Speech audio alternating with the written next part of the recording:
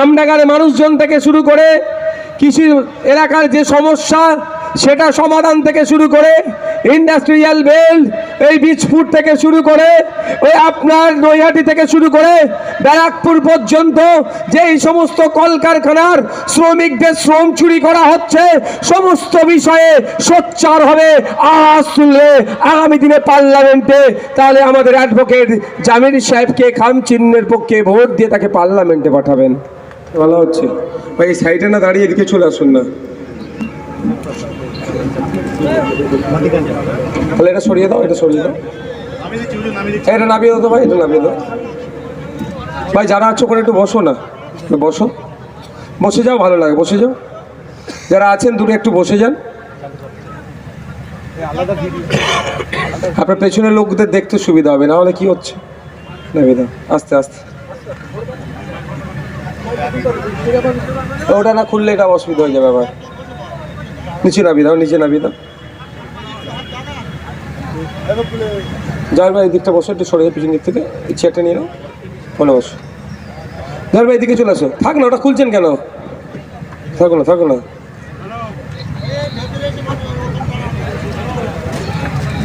বসো, ওখানে বসো, পিছন দিকে যাচ্ছে।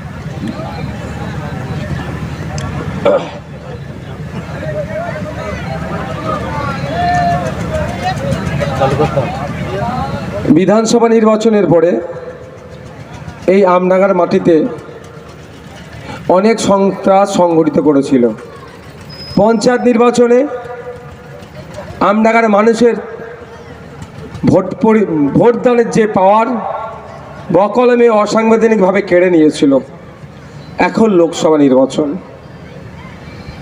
আমরা এই লোকসভা নির্বাচনের প্রাক্কালে দাঁড়িয়ে ব্যারাকপুর লোকসভা কেন্দ্র থেকে ইন্ডিয়ান সেকুলার ফ্রন্ট তথা খামচিহ্ন এই লড়াইয়ে আছে।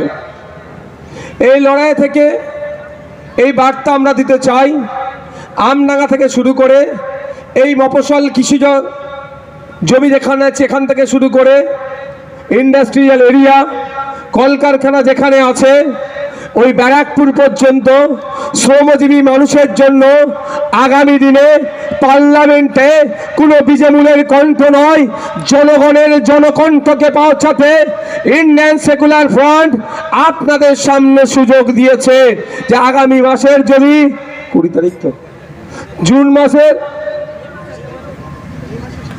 মে মাসের 20 তারিখে আপনারা আমাদের ইন্ডিয়ান সেকুলার ফ্রন্ট তথা খামচিহ্নের প্রার্থী অ্যাডভোকেট জামির সাহেবকে পার্লামেন্টে পাঠান।